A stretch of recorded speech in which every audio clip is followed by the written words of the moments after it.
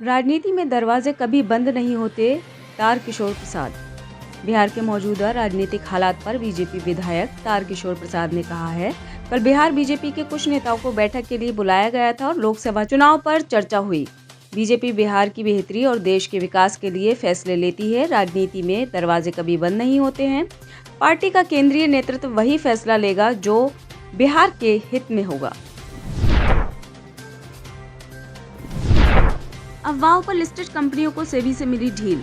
बाजार नियामक सेबी ने अफवाहों को लेकर नए व कड़े नियमों से बड़ी कंपनियों को राहत दी है। अब नए नियमों को लागू किए जाने की डेडलाइन बढ़ा दी गई है। इससे शेयर बाजार में लिस्टेड बड़ी कंपनियों को अब नए नियमों का अनुपालन करने के लिए अतिरिक्त समय मिल गया है। ज्ञानवापी सर्वे रिपोर्ट पर मुस्लिम पक्ष की पहली प्रतिक्रिया। ज्ञानवापी मस्जिद परिसर की ASI सर्वे रिपोर्ट हिंदू और मुस्लिम पक्ष को सौंप दी गई है। सर्वे रिपोर्ट को फोटो, वीडियो, 3D इमेज और रासायनिक प्रक्रिया से मिले साक्ष्य के आधार पर 92 दिनों में तैयार किया गया है। अंजुमन इंतजामिया मसाजिद कमेटी के ज्वाइंट सेक्रेटरी मोहम्मद यासीन ने कहा कि सर्वे रिपोर्ट का बारीकी से अध्ययन और विश्लेषण किया जाएगा। उन्होंने कहा कि अदालत के हर फैसले का अंजुमन इंतजामिया मसाजिद कमेटी स्वागत करती है।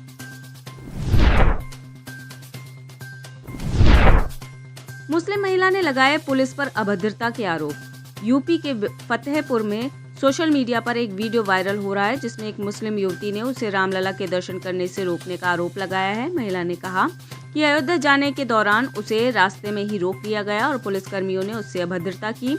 इस वीडियो में महिला रोते विलखते नजर आ रही है। वहीं मामला सामने आने के बाद ASP ने युवती के आरोपों का खंडन करते हुए मामले की जाँच के आदेश दिए हैं। मुंबई जाने पर अड़े मनोज जरांगे, सरकार ने की ये अपील।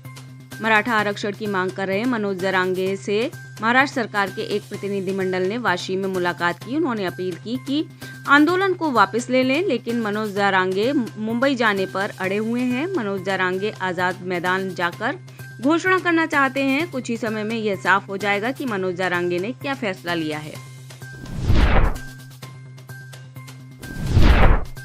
नफरत पर चले bulldozer. All India मजलिस-ए Ittehadul Muslimeen के चीफ अज़दुद्दीन ओवैसी ने शुक्रवार 26 जनवरी को गणतंत्र दिवस के मौके पर भविष्य के भारत की तस्वीर बताई। अज़दुद्दीन ओवैसी ने माइक्रो ब्लॉगिंग साइट X पर पोस्ट किया, मेरी पूरी आशा है कि नफरत पर बुलडोजर चलाया जाए, अन्याय का इनकाउंटर किया जाए और उत्पीड़न को खत्म किया जाए।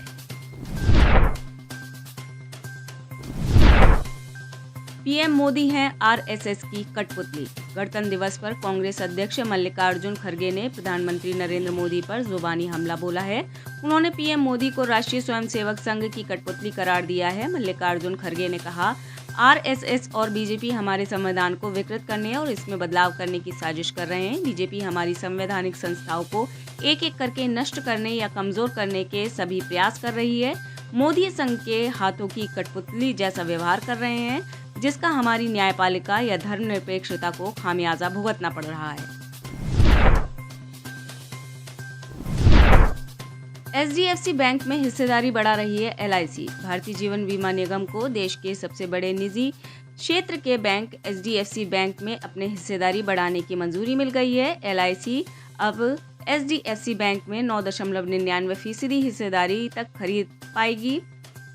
भारतीय रिजर्व बैंक ने इस सरकारी बीमा कंपनी को अपनी हिस्सेदारी बढ़ाने की अनुमति दे दी है। इस मामले में LIC ने कुछ समय पहले ही RBI के पास आवेदन दिया था। फिलहाल LIC के पास HDFC बैंक की 5.19% हिस्सेदारी है।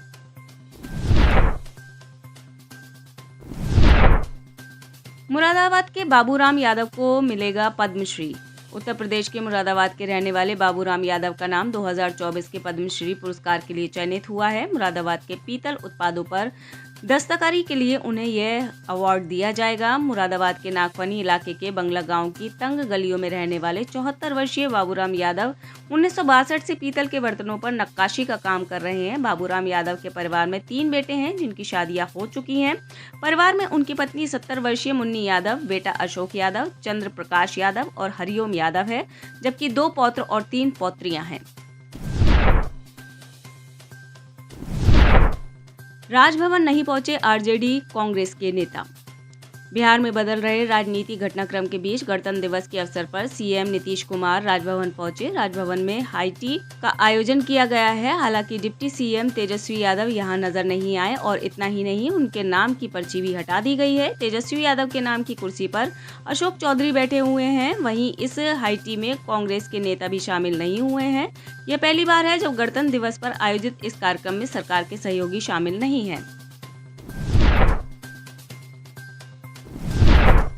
नवाज शरीफ के समर्थक रैली में लेकर पहुंचे शेरबाग। आगामी 8 फरवरी के पाकिस्तान में नेशनल असेंबली के चुनाव होने जा रहा है। इसे लेकर पाकिस्तान के राजनीतिक दल चुनाव में पूरी ताकत झोंके हुए हैं। पूर्व प्रधानमंत्री नवाज शरीफ के नेतृत्व वाली पार्टी पाकिस्तान मुस्लिम लीग नवाज चुनाव प्रचार में पूरे जोर शोर से जुटी हुई है। PMLN की लाहौर में निकली एक रैली की अनोखी घटना से जुड़ा वीडियो वायरल हो रहा है। रैली में नवाज शरीफ के समर्थक असली शेर और बाघ लेकर पहुंचे थे। पहले लोग 900 वर्षों तक जिंदा रहते थे। रूस में इन दिनों एक खबर पर काफी चर्चा हो रही है। दरअसल रूसी सरकार ने अपने एक नामी जेनेटिक इंस्टीट्यूट के चीफ को उसके अजीबोगरीब बयान की वजह से बर्खास्त कर दिया है। यह कार्रवाई रूस के विज्ञान और उच्च शिक्षा मंत्रालय की ओर से की गई है। बताया जा रहा है कि जेनेटिक इंस्टीट्यूट के चीफ ने यह कहा था कि पहले मनुष्य सदियों तक जीवित रहते थे, लेकिन अब आधुनिक मनुष्यों का जीवन लगातार छोटा हो गया है। उनके इस छोटे जीवन का असल कारण उनके पूर्वजों की ओर से किए गए पाप हैं। रहस्यमयी दुर्घटना में एक और रूसी विमान क्रैश। यूक्रेनी युद्धबंदियों को ले जा रहा रूसी सैन्य विमान बुधवार 24 जनवरी को क्रैश हो गया है। बेलगोरोड क्षेत्र में विमान दुर्घटनाग्रस्त क्यों हुआ, इसको लेकर अभी तक कोई पुख्ता जानकारी सामने नहीं आई है। रूसी अधिकारियों के अनुसार विमान में सवार सभी 74 लोग मारे गए। रूसी अधिकारियों ने दावा किया है कि विमान को यूक्रेनी मिसाइलों ने मार गिराया। रूसी रक्षा मंत्रालय ने कहा कि विमान को यूक्रेन के खार्किव क्षेत्र के लिपत्स्की क्षेत्र में तैनात एक विमान भेदी मिसाइल सिस्टम ने नष्ट कर दिया है।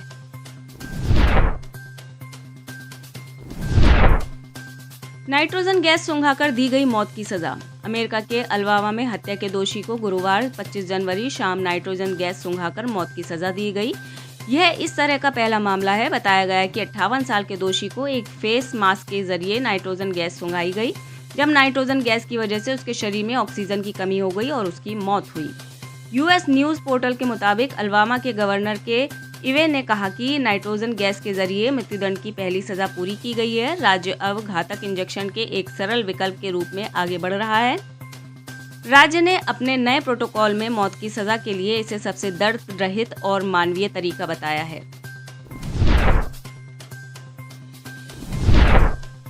पाक पीएम काकर की गीदड़ भभकी। आर्थिक मोर्चे पर लगातार मात खा रहा पाकिस्तान अब भी अपनी हरकतों से बाज नहीं आ रहा है। ईरान के हमले के बाद की गई जवाबी कार्रवाई के जरिए वह भारत को भी डराने की कोशिश में लगा हुआ है। पाकिस्तान के कार्यवाहक प्रधानमंत्री अनवरुल हक काकर ने पिछले दिनों में कहा कि ईरान को जिस तरह से पाकिस्तान ने जवाब दिया, उससे भारत को भी एक साफ मैसेज गया है। आप इस खबर के बारे में क्या सोचते हैं, हमें कमेंट सेक्शन में बताएं। साथ ही ब्रह्मास्त्र न्यूज को सब्सक्राइब और शेयर भी जरूर करें।